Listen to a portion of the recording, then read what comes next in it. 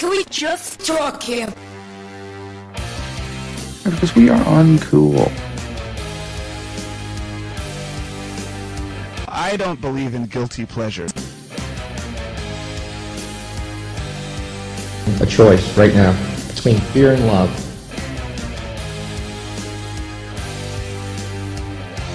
Welcome back to Empower the Audience. We're going to be having kind of a rotating cast of co-hosts.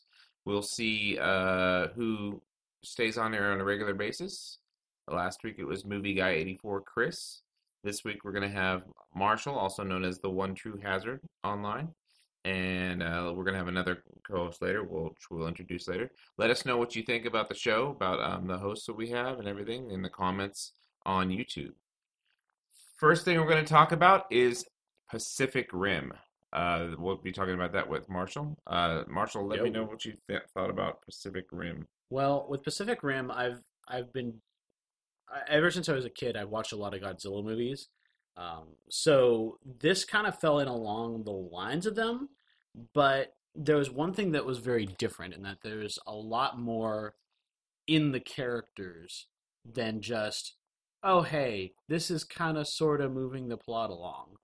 It was more about the characters that were fighting the monsters than it was about, let's have a thinly veiled plot just so that we can have monster fights. So better than Godzuki. It's a lot better than that one Godzilla movie they made back in '97. It's actually, I would say it's a lot better than a lot of the other kaiju movies that are out there. Primarily because they actually focused on plot. Yeah.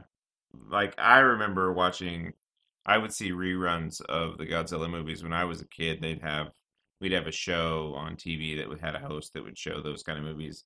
But they never really interested me that much because, like he said, it was pretty much an obvious guy in an obvious suit just kind of trampling on fake sets.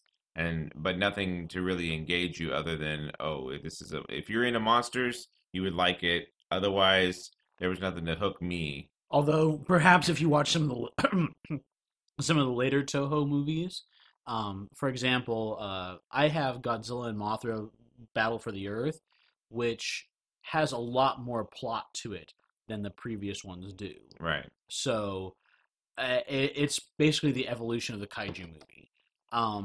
Another thing that I really appreciated in this was there's a lot of callbacks. Not callbacks, but a lot of retro stuff.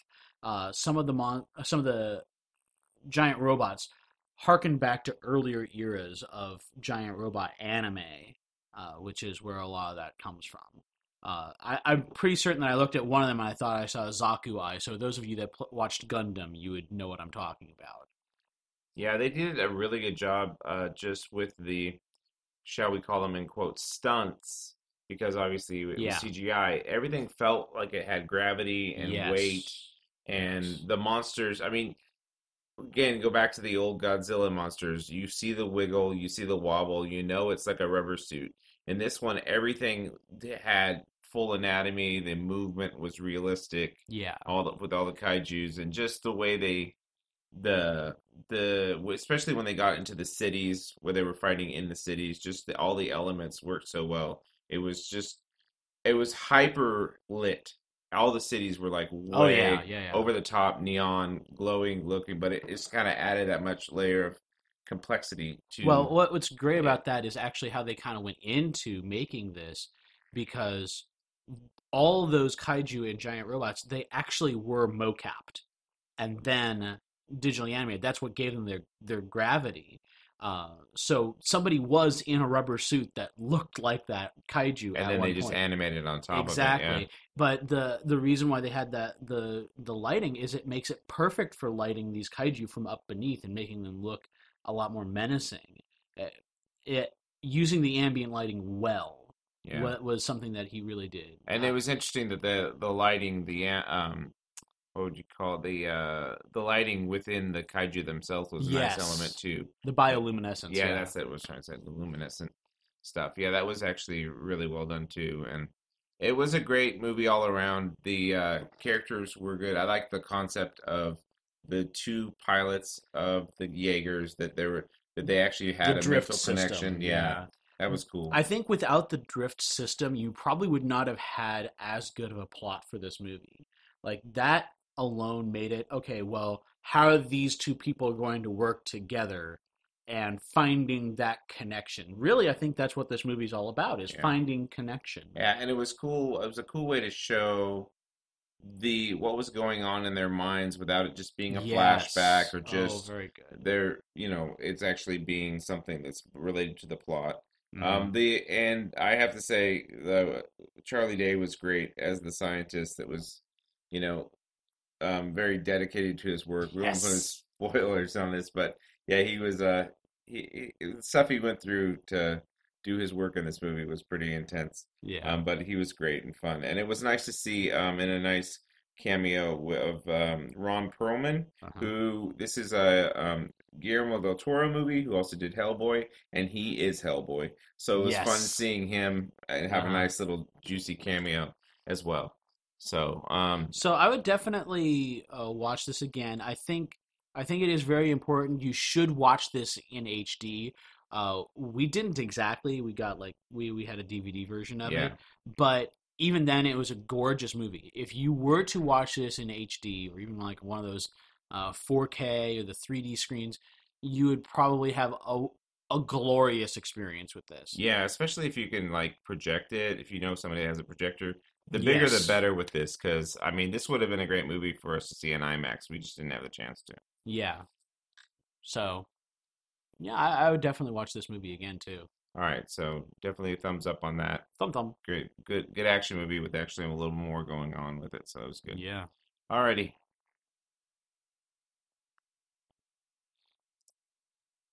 All right, the next thing we're going to talk about is the much anticipated Netflix series Daredevil. Can we Yeah. talk about the irony here that the most watched show on Netflix is about a blind man? Yeah, the other irony is that Netflix is red and so is Daredevil. Wait, that's not. No. That's a little deep, I know. So, anyways, yes, Marvel's ever expanding universe, just like our own expanding universe, seems to have no bounds. They decided to go into Netflix, which seemed a no-brainer, I guess, because they have probably even more control over everything. Yeah, But also in that sense this is a mature show. very much This so. is Yeah. more closer to what you would see on HBO. It's not.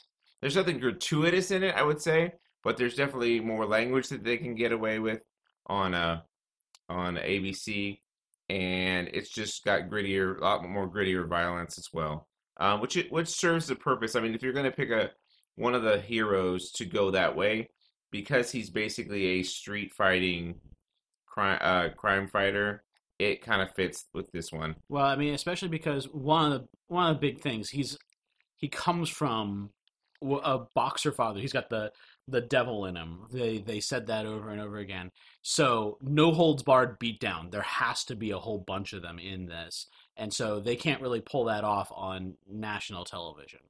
You have to keep that tempered down. This they could just let him go right to the ring.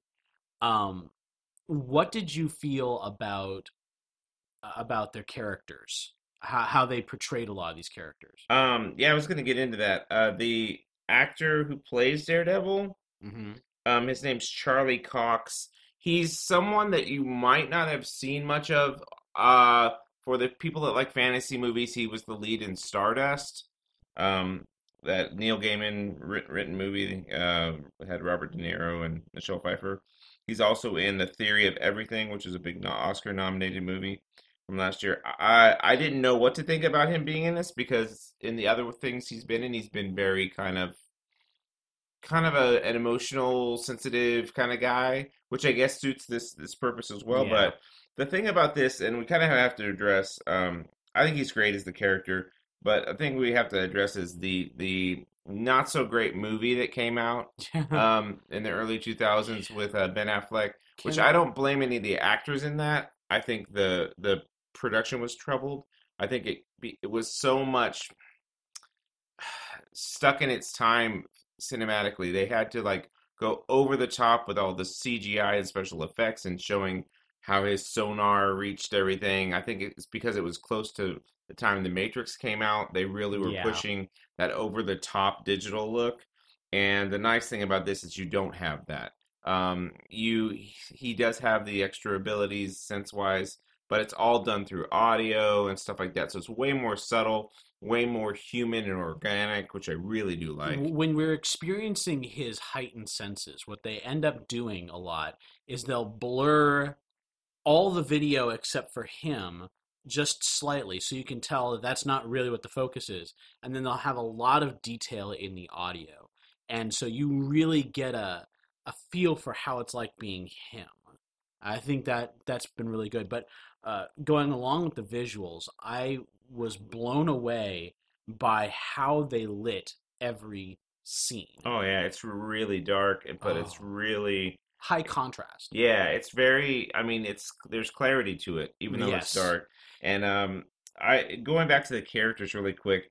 Um, I've got my IMDb open so I can actually get the people's right name right. The guy that got to play Foggy Nelson, I've liked him for a long time. If you ever get a chance to go see a great movie called The Mighty, check it out on Netflix. It's really good. It's him and Kieran Culkin. It's kind of a kids movie, but it was a really good movie.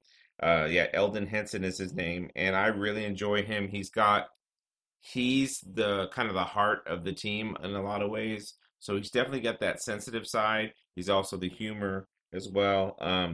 He's a great counter to the kind of Yeah. brooding of the character of Matt Murdock, which is the Daredevil. And also of note in that team is the actress Deborah Ann Wool, who plays Karen in this. She was best known for True Blood, which she was actually a favorite character with a lot of people with that show. And she is excellent. The way she comes into their team is just great. Yeah. The sense that they really build in this show is Hell's Kitchen is a big part of the story. Hell's Kitchen is a part of New It's York. always been a big part of the Daredevil story because that was how they kind of delineated him from the other superheroes. He was the Hell's Kitchen Yeah, hero. that was his beat. And the cool thing about it is in this, it's not just him standing on a rooftop guarding Hell's Kitchen. It's you really get the sense of community. There are people, there are Hmm. characters that would really be seen as secondary characters that are put in there to show that they actually are reaching out to the community. They actually are trying to protect the community. All of them as a team, really, uh, because the whole concept of Daredevil is he's not known to his teammates for a long time. That's revealed throughout, so that's not that big a spoiler. But I also have to talk about the big bad in this, Oh, yes. the Kingpin. Vincent D'Onofrio has actually been one of my favorites for a long time. You might know him as Edgar in Men in Men in Black. Black, the Yep. first movie. You might know him from Law and Order: Criminal Intent. He is he's such a dedicated actor and he takes it so seriously and he there's no one-dimensional performance with him. He And that really shines through with his portrayal of Wilson Fisk mhm. because this is a character that, yes, he's doing evil things, but for the first time, I actually felt like I could connect to him and all the different feelings that he was going through. You kind of felt for him and could sympathize with him, as opposed to all the other times that I've seen him portrayed, where he's just like, "I'm a villain. Yeah. Let's More mess some posing stuff with a up." cigar than actual Yeah, depth. That's the nice thing about this too is it's not just an origin for Daredevil, it's also an origin for the Kingpin. yeah, So it's really interesting. You do get that. I actually just talked about it with a friend of mine, and he didn't really appreciate the more sensitive moments that you see, the vulnerable moments that you see in Kingpin. But I thought, hey, this is an origin. We got to see him get yeah. to a point. So he's going to have that, struggle on the way to becoming the ultimate Kingpin. I would say definitely one more person of note in it is Rosario Dawson, who plays Claire. She's a nurse Hmm. that Matt encounters and actually needs the services of at one point, and so she's really great too. Um, I know that she's in this because she's a comic nerd, which makes her even cooler. She has her pick of roles nowadays generally, so it's just cool that she was able to be in something that this nerdy that she can appreciate. I would just say definitely check out this show. It's 13 episodes on Netflix. You can binge it all you want. And it's very approachable. Even if you haven't really gotten into the Marvel Cinematic Universe, uh, this is a good one that, even though you don't have to start the series through this series is almost standalone. Mhm. They make a reference to the cinematic universe, but otherwise, it doesn't touch it. Yeah, there's a couple of Avengers references and stuff like that, but they're really mild. They're not plot based. Yeah. They're just literally spoken. And I was going to also say, if let's say superheroes aren't really your thing, the over the top superhero stuff. Yeah, This that's is what- way more grounded. The Mhm. majority of what you see in this is physical combat. It's not, there's no, like I said, there's no superpowers. It's just hand to hand, brutal, grueling combat. And so if even you're into more of then, that kind like, of this action is- side of it, it's This good is stuff. still very approachable from that end as well, because you are spending equal amounts of time with the superhero and the law, because Matt Murdock is also a lawyer. So you have the two of them, the two sides of him constantly solving the same problem. And that's what I think what makes his character like actually able to do what Yeah, he does. and it's unique. I can't think off the top of my head another major Mm-hmm. character in comic books that is also a lawyer. So that Yeah. does give you the other side of it. So that's Daredevil. We definitely highly recommend that. Definitely Very check it much. out. It's on Netflix for you. All right, so I don't know if you've seen the ads for these things called Fathom events that they have in the movie theaters. You can pay like separate ticket fee to get into. Well, this is my first one, and I went with Vince, and we went and saw Hello. Sound of Music. Aw. I've never seen Sound of Music in a movie theater. I've grown up watching this movie tons of times. I actually love this movie. But it was great to be able to see it on the big screen, and I got to give a shout out to Movie Guy 84, Chris, Yeah, who definitely. actually invited us to come to this. I wouldn't have even known about it if it wasn't for him. So, what did you think? You've seen it before, Well, so I you have know. I'd say a complex history with this film, if you don't mind me getting into it. Go for it. All right. Well, I was a kid, of course, when I saw it first, and I think my nieces and nephews were in love with the film. My mother and sister enjoyed it, and I've never really been into Disney musicals or anything that's live action musicals. I don't know. I was in the cartoon phase. So they kept playing it over and over. What's that other series you guys tried to get me into? Oh, the Anne of Green Gables. We'll Yeah. talk about that later. So around then, that's another show. But around that time, they were watching this too, and they kind of blended the two together in my head. So I never was interested. I loved songs from it, but I never was interested. And then we saw the Fathom event, and man, if you can see on the big screen, even though it wasn't made for surround sound, it's worth it. It's definitely worth it. Just for the beautiful like scenery. It's so gorgeous. Because the great thing about the movie, and I guess I remembered that it started this way, but it literally starts where you just see the mountain, like snow-capped mountains, and all you hear is like the whistling of the wind. It's like really this kind of almost like what they call a cold open, and it's breathtaking to see it that big. Again, like I said, I've only ever watched it on TV or DVD, so to see it that scope was really great. Yes. I have, like I said, this. If you went into my DNA, you're going to find Rogers and Hammerstein. These are the guys that wrote this. I was so just kind of like absorbed with this music growing up. So it actually was a little emotional watching the first scene. I got a little misty, and I didn't expect to. I just like, oh, this is going to be a great way to see it. It's going to be fun, exciting. But no, just the song that's not an emotional song for me. The Hills Over Alive, but it got me a little bit because just being able to see it in that emotional state and seeing it in the grandeur of the big screen was great. Now I remember you, even though he says he didn't like this movie, he laughed so much. Oh my gosh. He was like, it got him. I think So, was that the most animated one in there? probably, Yeah, it's not unusual. And this was a funny thing again about the history. Isn't I'm bad with the actors. The main Julie Andrews. Julie Andrews. She also does the Princess Diaries. She's in the Yes, Princess Diaries. she's in yeah. the Princess And Diaries. she's the grandmother. So I came to like her from Princess Diaries. Then I watched this anime a long time ago called Tokyo Godfathers.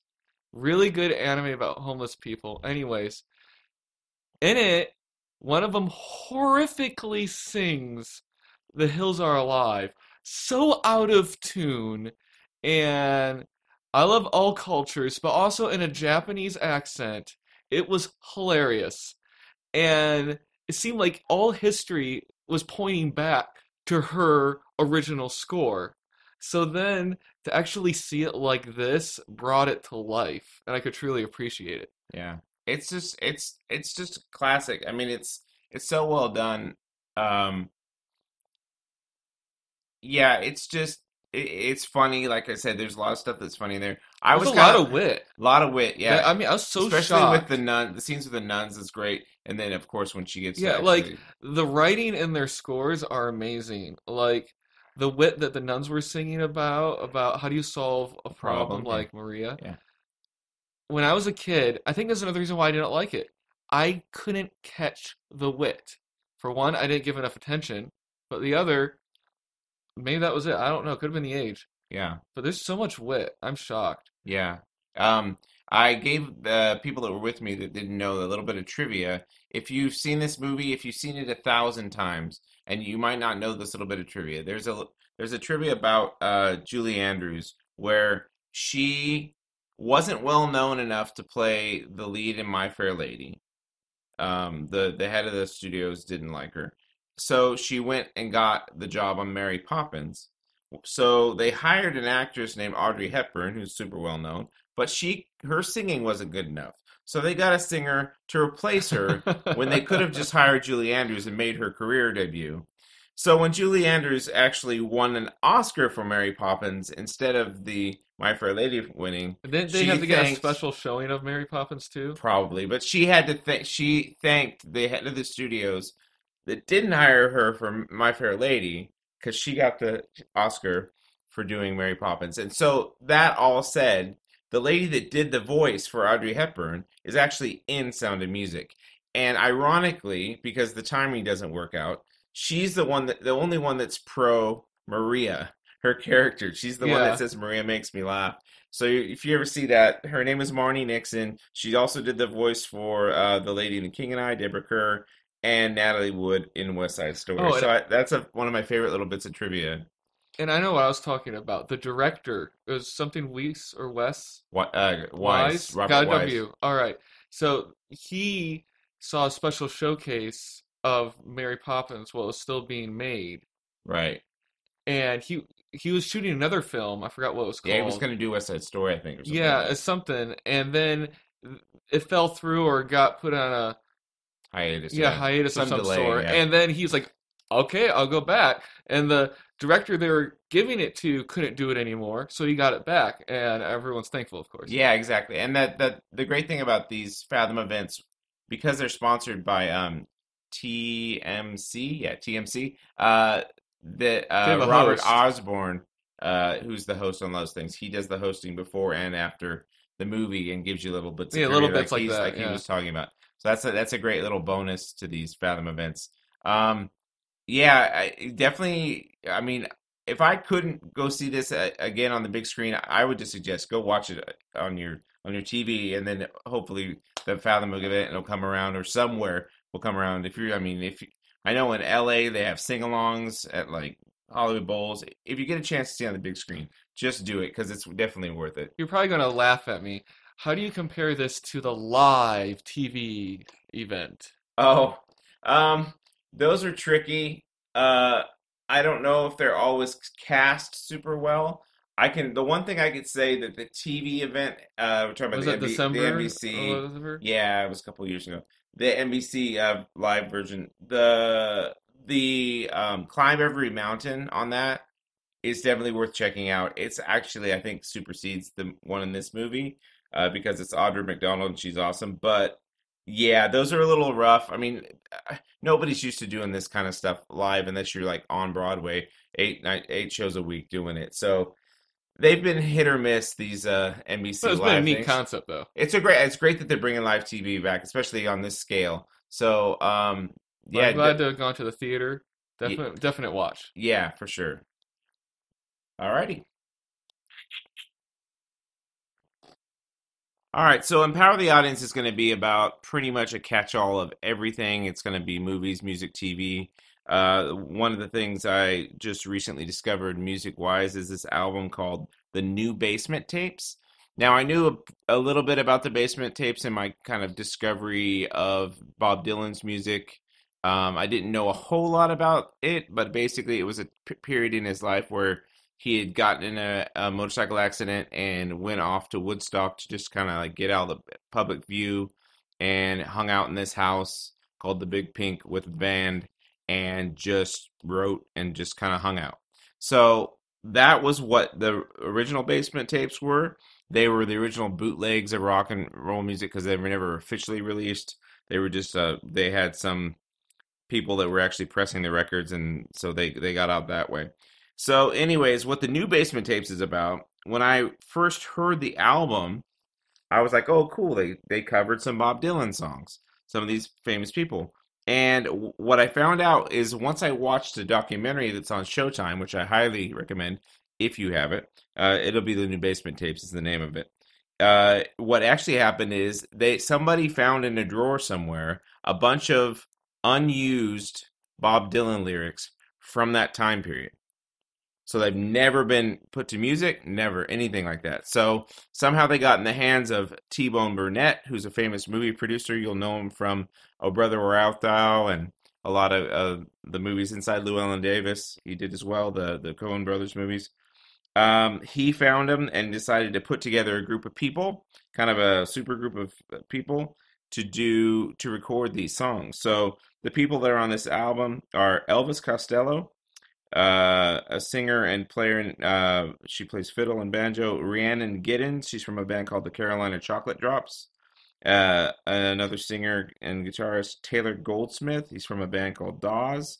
Jim James, the lead singer of My Morning Jacket, and Marcus Mumford of Mumford and Sons. So it's these people basically getting access to the lyrics, writing songs to those lyrics, and you just going in the studio and seeing which are the best ones. Like I said, I highly recommend the documentary. It'll give you new insight if you listen to the album. But the album is great. I really enjoyed the majority of it when I first heard it. And then when I was just flipping through my app, the Showtime Anytime app, and saw that they actually had a documentary, I watched it. Marshall actually saw a little bit of it with me, and it was just really interesting to see the process. T-Bone Burnett is not a like dictator in the studio. He really just kind of gives people the opportunity to do their thing, and then they kind of go through everything to see what they like. But it was just also interesting to see how emotional it was for a couple of the people. Marcus Mumford, he had a lot of problems with it because he's not used to writing on demand as much as they were kind of requiring him to do. So it was kind of a really emotional moment once he got a song that really clicked. And the singer Rhiannon Giddens was the same way. She had a song that she really struggled with, and you kind of see the whole process of how they made that actually happen. And it was emotionally hard for her too. So it was interesting to see like the stuff that makes it to your earbuds is actually that there's actually a lot of emotion that goes into that. That it's for some of the artists, it's not just, oh, I'm going to sit down and write a song, or, oh, I just thought this thought and I'm going to put it to music. It was actually really it really means a lot to them, which actually should make it mean more to you that they take that seriously. So I really highly recommend the album. It's called The New Basement Tapes, and definitely if you have access to Showtime, check out that documentary. I think it's one of the coolest studio documentaries I've ever seen because it really gives you a full 360 picture of what it's like to be a musician, and with just it's such an interesting task. None of these guys had ever done anything like that, taking somebody else's lyrics and put them to music. So definitely check it out. It's worth your time. Thanks for being on this episode or checking out this episode of Empower the Audience. We'll be trying to come to you once a week, and like I said, we're going to have a rotating cast of co-hosts. Let us know what you think about what we're doing and how we're doing it, and we'll do our best to bring it to you.